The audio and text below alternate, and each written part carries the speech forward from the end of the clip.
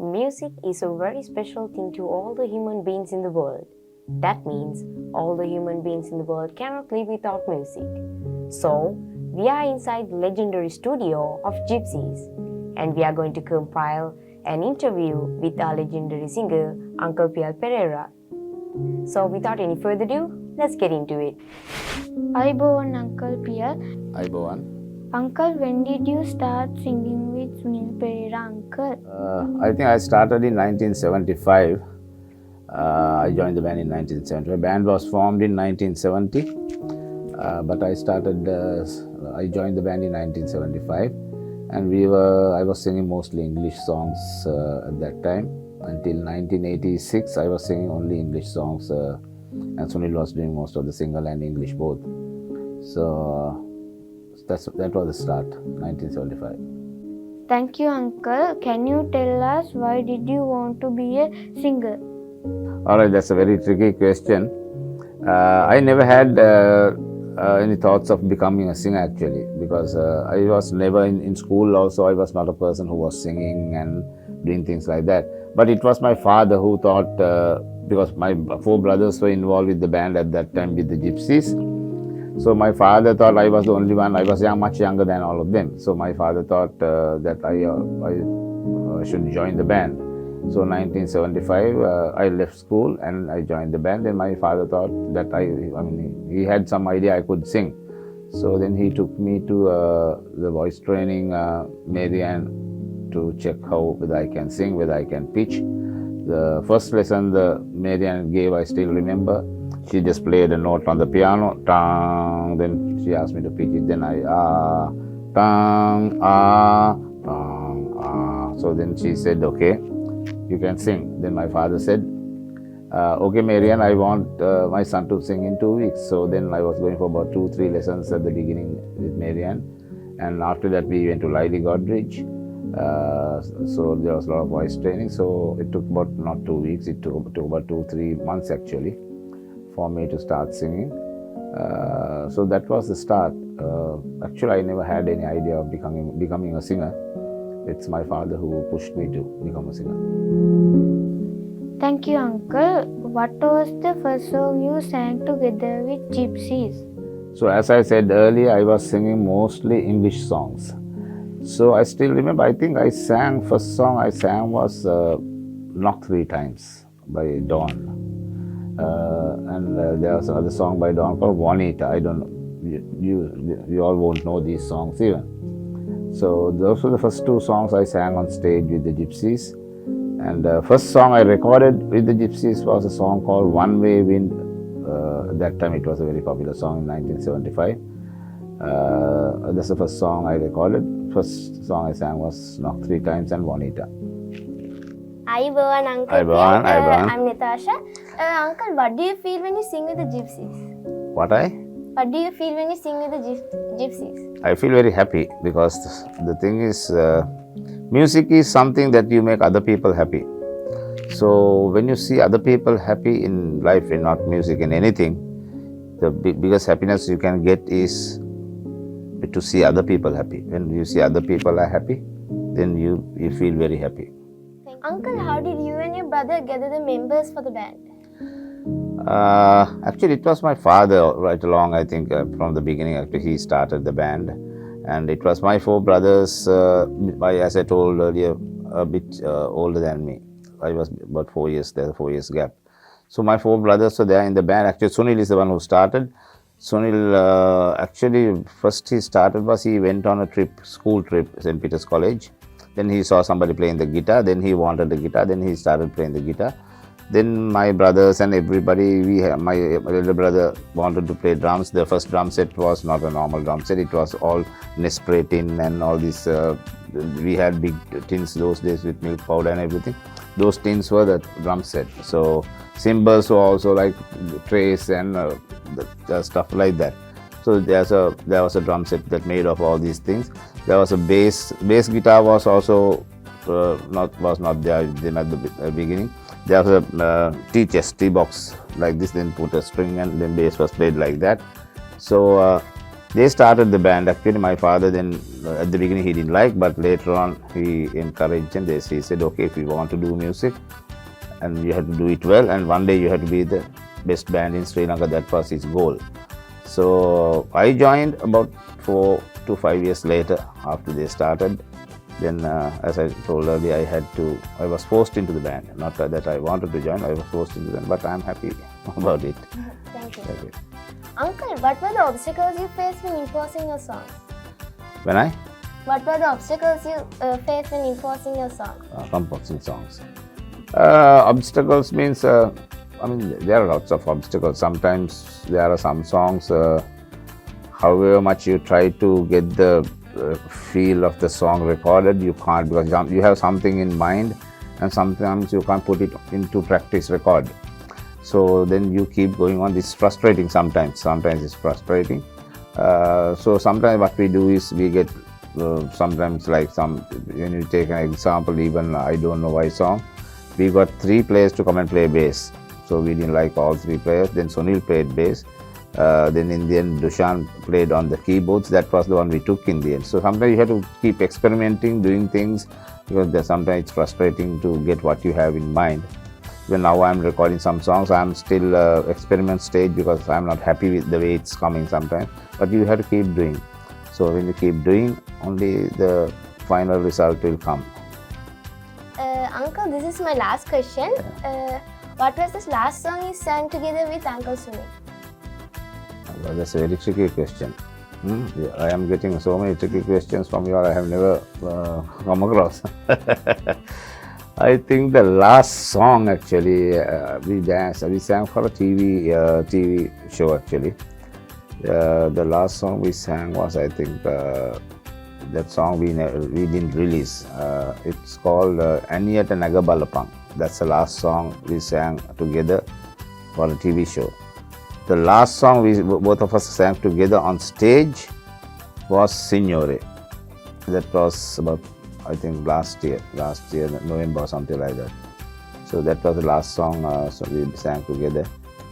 And this Aniyata Naga Balapang was never released. So it was only sung at different TV programs. That was the last song we sang together. Uncle Piyalperera. I'm Risim Randiu. Uncle, how you all have been composing songs after Sunil Perera uncle passed away? The thing is, I have been composing a lot of songs when he was alive also.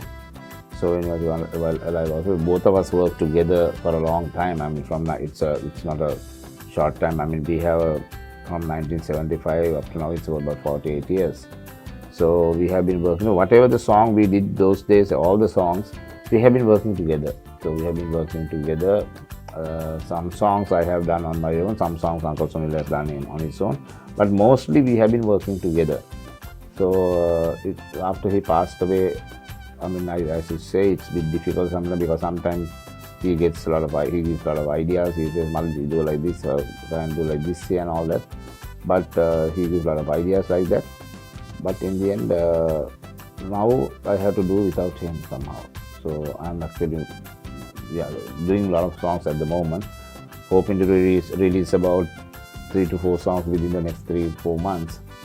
So actually, as you say, if Sunil was there, definitely he would have given a lot of input, and I'm missing it today. Uncle, this is my last question.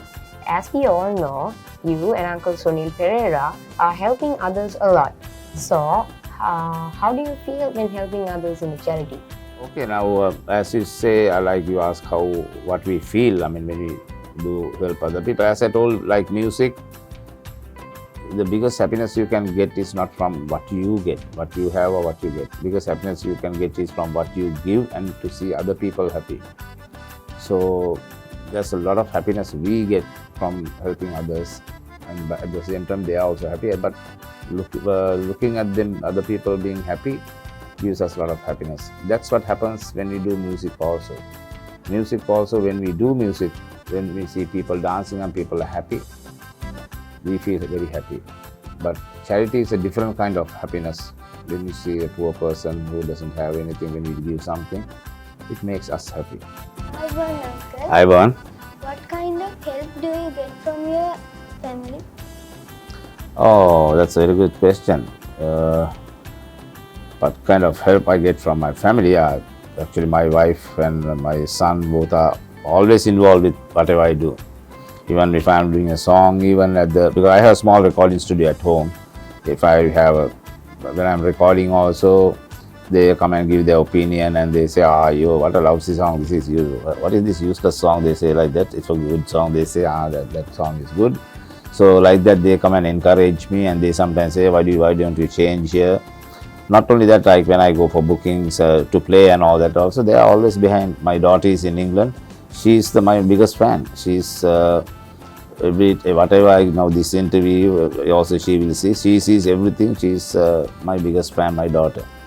So, and my son and wife are there at home, and they are always behind me. They are always helping me in everything I do, like whatever. They encourage a lot. And I have another big family with all my sisters and brothers. They are also very helpful. My brothers were there in the band at the beginning, so they feel a lot about the band. They feel a lot for the Gypsys, my brothers. So they are also like, every time we play, they go and listen. They come and say, "Malli, yara bass ready, bass ready." So sometimes they come and give their comments, and the voice is not enough. We must get it. So like that, they are always like very concerned about what I do. So at the moment, my wife is the one who is managing the band, taking a lot of bookings for the band. Rosemary is the one who's taking a lot of bookings for the band. She's managing the band, and my son is handling all the social media and everything. And my daughter from England, she's also giving a lot of help, and she's my biggest fan. What is your ambition to make your music industry a better level? I think I didn't understand the question 100%, but I think what you're asking is what I can do to make this music industry a better place. Is that what you asked me? Right? So to make this music industry a better place, I think in anything, not only music industry, any place, the future is the youth. Youth is the future. Like you young little boys and girls. So to encourage the youth, to encourage the young people to do whatever they do, to encourage them, help them, and give assistance in any way we can from whatever we have learned, whatever the experience we have, and give them a lot of encouragement, and to see the youth, young people getting up there, always to see new singers, new people coming up in the industry. If the new people are not coming up in the industry, the industry is going to be a failure. So that's why I always encourage the young people. The thing is, because now we can't be there every day. Now we are coming to the last stages of our musical career.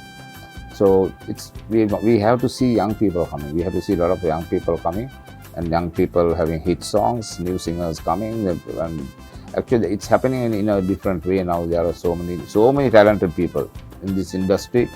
Now we see so many talented guitarists, so many talented drummers, singers. So it's a good sign actually. There are so many people who are very talented. So I think industry will be a better place, because now even young people know a lot about recording side, everything. In those days there were no people didn't know about the recording side and all that. Now a lot of people in my band also. My keyboard player Dushan, he knows a lot of stuff about recording. So it's not only being a keyboard player or a singer or whatever. Now today the people are more involved with the whole thing, trying to learn about recording and everything. So I think this industry is going to be a better place later on, because the youth and all these young people are very good. There are a lot of girls who are recording engineers today. So they are one of the Sri Lanka, one of the best. I can't remember her name. Recording engineers is a girl. So good thing to see is any industry, not music, even cricket. When you take, if young people don't come up, cricket is going to be a failure. Now Sri Lanka, whole country knows about cricket or any field.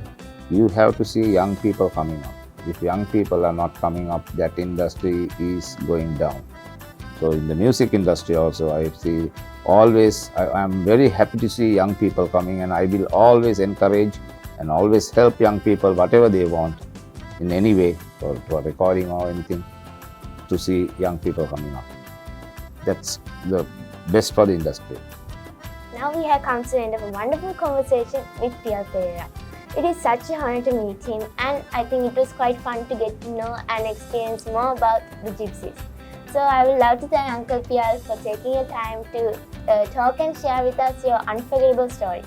Soon the interview will be available on our very own magazine. That's all for the moment. Signing off from Gypsy Studio, I'm Natasha. It was a pleasure doing this interview today. This is the first time I think I have come across an interview with this kind of children. How old are you all around 10, 11? 14, yeah. So, anyway, I think first time I came across this kind of questions, first of all. Nobody has asked this kind of questions from me. I was a bit lost in some of the questions, but it was interesting to answer some of your questions. So it was really nice. I really enjoyed this interview. So what I want to get your name. What's your name, Puta? Jalan. What's your name? Pardon? Risi. Risi. Risin. Yeah. Okay. Sorry. Then what's your name? Natasha. What's your name? Dinada. Okay. So Dinada, Natasha, then Risin, and I forget your name. Jalana. So thank you very much to all of you, and you all did a great job, I think, and it was very nice to do this interview with all of you. So I think we can end with a nice song. All of you sing, I'll listen. So that's it. That's the way it should be. It should be the future, because now I must stop singing. Then people like you must start singing. So is there any song or shall we sing a song? Right? Luesema. All of you know that? Do you all know? You all don't know? It's a half. Huh? Yeah, I'll sing, then you all also join me, right? Luesema ekama දුදරුවන් වේවා වාද නැති ભેද නැති ලස්සන ලොව හෙට අපට මුදා වේවා ලෝවේ සමා එකම දැයේ දුදරුවන් වේවා වාද නැති ભેද නැති ලස්සන ලොව හෙට අපට මුදා වේවා. So we all wish a better future for Sri Lanka, for all of you. ලස්සන ලොව හෙට අපි ඔකට මුදා වේවා. Thank you very much.